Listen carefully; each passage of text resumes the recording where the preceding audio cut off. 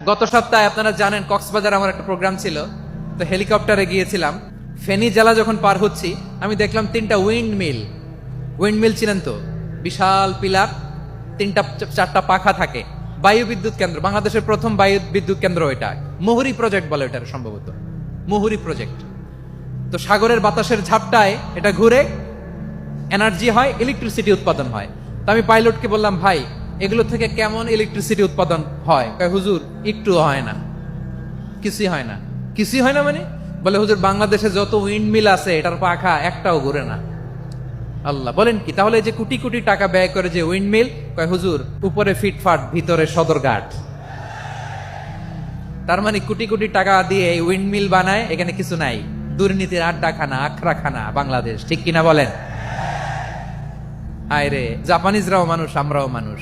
মানুষকে যত্ন নিলে মানুষের মধ্যে যারা কি পটেনশিয়াল রেখেছে। আমি জাপানের দুইটা উদাহরণ দেই। জাপানের 2022 সালে জাপানের সাথে জার্মানির খেলা, ফিফা ওয়ার্ল্ড কাপ 2022, এক পক্ষে জাপান, আরেক পক্ষে কোন দেশ?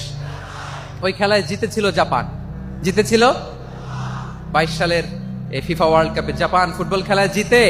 As a part of their celebration তারা খেলার পরে পুরো স্টেডিয়ামটারে ক্লিন করে, the fan base of Japan, lakh lakh মানুষ খেলা দেখতে যায়, তো এত ডাস্টবিনও তো নাই।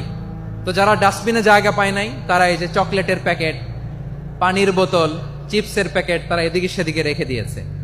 জাপানের ভক্তরা, জাপানের ফলোয়াররা, as a part of their celebration তারা খেলার পরে পুরো স্টেডিয়ামের সব ময়লা আবর্জনা ক্লিন করে তারপরে বিদায় নিয়েছে।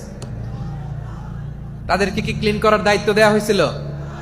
এই যশোর, জাপানের যে ছেলেরা খেলা দেখতে গেছিল ওদেরকে ক্লিন করার দায়িত্ব দিছিল? তারা কি স্টেডিয়ামের পরিচ্ছন্নতা কর্মী? তাদের আকল, তাদের সিক্স সেন্স